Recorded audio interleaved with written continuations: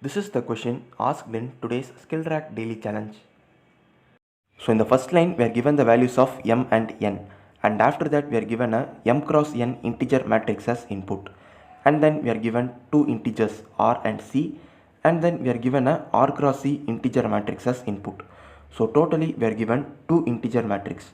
So this is one integer matrix, I am highlighting it in green color, and this is another integer matrix, I am highlighting it in red color.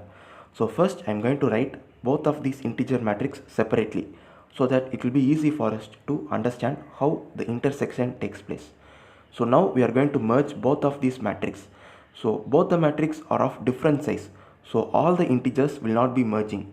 So now let us assume the second matrix is moving vertically upwards.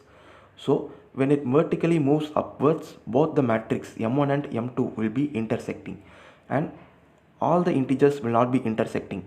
So here the first three integers in the first row of first matrix will be intersecting with the first three integers of the first row in the second submatrix. So both of these will be intersecting. Similarly, the second row three integers will also be intersecting with the matrix 2. So totally these are the integers that will be intersecting, because the first matrix has only two rows, and the third row in the second submatrix will not be intersecting with any of the integers. So this 518 will remain as such, and also the remaining column elements 224, 385, these integers will also not be intersecting. So after merging matrix 1 and matrix 2, these are all the integers that will be merging. Now this merged matrices form a 2 cross 3 submatrix. So in our output we have to print a 2 cross 3 submatrix, and we should not print the same integers. We have to find the HCF and print the HCF value. So we have to find the HCF for the integers that are present at the same position in both the submatrix. So the first integer is 4 and 4. So the HCF between 4 and 4 is 4. So we print 4. And then the second integer is 4 and 2. So we have to find the HCF between 4 and 2. So the HCF will be 2. So in our output we are printing 2. And then the HCF between 3 and 6 is 3. So we are printing 3. And then the HCF between 8 and 2 is 8 and 7 is 1. So we print 1. That is the HCF between 8 and 7. And the HCF between 8 and 2 is 2. So we print 2. And the HCF between 6 and 6 is 6 itself. So we print 6. So this is how we are printing our output. So we should not print the integers directly in our output. We should find the HCF and we should print that HCF value in our output. So this is how we get our output 423126. Now let us see how to write a C program for this. First I am creating a function named HCF, and this function accepts two integers a and b in its arguments, and it returns the HCF between the integers a and b. So to find the HCF, we can implement the Euclidean's logic, which is the easiest and efficient way to find the HCF between two integers. So the Euclidean's algorithm is, first we will be checking whether a is equal to 0 or not. So if a is equal to 0, then we will be returning b. So that b will be the HCF between a and b. And if a is not equal to 0, then again we will be calling this function HCF with the values b mod a and a. So using recursion, we will be implementing the Euclidean's algorithm. So when we keep on calling this function again and again, at one point a will become equal to 0, and at that case the b will be the HCF. So that is how we will be finding the HCF. So now let us go back to our main function. So in the main function I am creating 4 integer variables m, n, r and c, and in the next line I am accepting the values of m and n, and then I am creating a 2-dimensional array named mat1 of size m cross n, in which we will be storing our input matrix m1.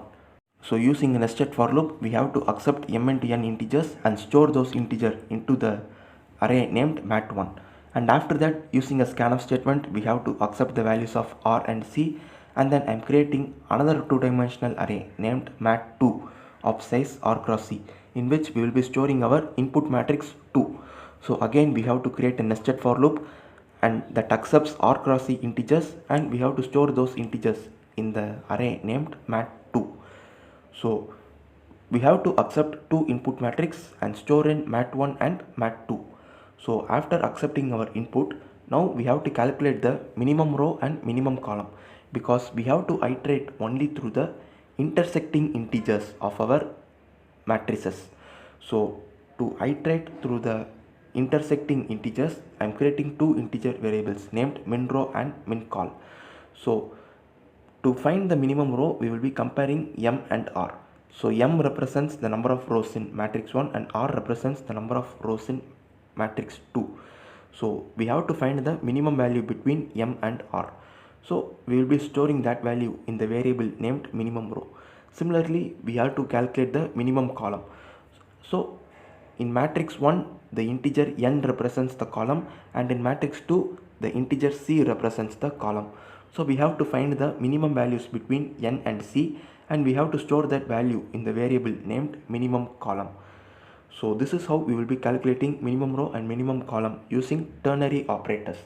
So once when we find the minimum row and minimum column, we can iterate through the overlapping, that is, we can iterate through the intersecting integers.